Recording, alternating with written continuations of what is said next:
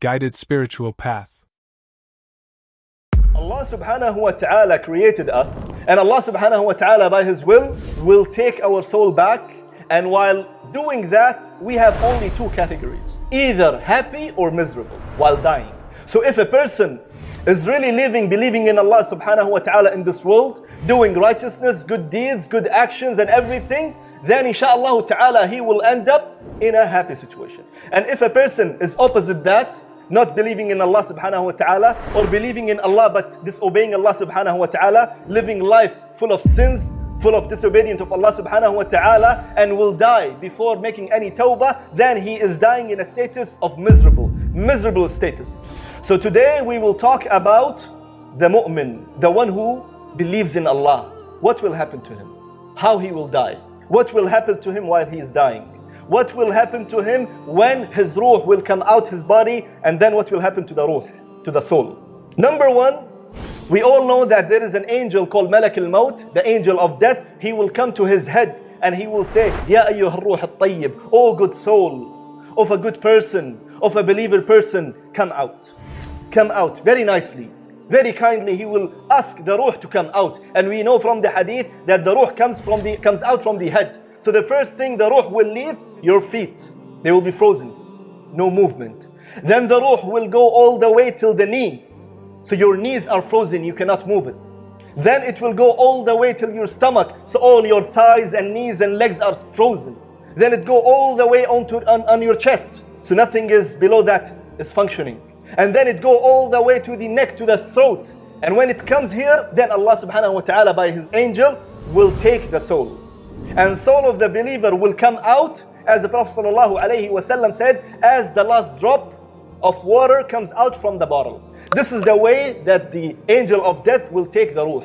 And while he is holding the ruh in his hand, the malaikatul rahmah, the angels of mercy, will come and take the soul from him. They will put his soul into a kafan. That kafan came from Jannah. And then the angels will wrap our soul from this kafan, and they will go all the way to the sky. The ruh will reach to the first sky, to the first heaven. The inhabitant, the garden of the first heaven will say, who is this person? The angel will say the best name. They will take the best name of this person. He is so and so. So the malaika will say, such a beautiful soul, such a beautiful smell. And then they will open the first sky, and they will go all the way to the second sky. The second sky will do the same, and he will go to the third, same thing, to the fourth, same thing, to the fifth, sixth, until he will reach to the seventh heaven. Subhanallah. After the seventh heaven, there is Arshur Rahman. There is a throne of Allah subhanahu wa ta'ala. And above this throne, Allah subhanahu wa ta'ala Rabbul Alameen. He will reach to the seventh heaven. They will ask, who is this person? They will say, he is so and so. And they will open the gates of the heaven, the seventh heaven. Then Allah subhanahu wa ta'ala by himself, he will say, اكتبوا كتاب عبدي هذا في عليين. The records of my abd, of the slave, في عليين. Highest place, the highest rank in Jannah. And then Allah subhanahu wa ta'ala after that he will say, and take him back to the earth. Take the soul back to the earth, to the same body. Because from it, I created them. From it, I will return them back. And from it, I will resurrect them again. So the ruh will go all the way to the qabr. And it will be inside the body again. Once it's inside the body, the two malak, the two angels, Munkar wa Nakir, will come. And they will make him sit. And they will ask him immediately, Man Rabbuk, who is your Lord?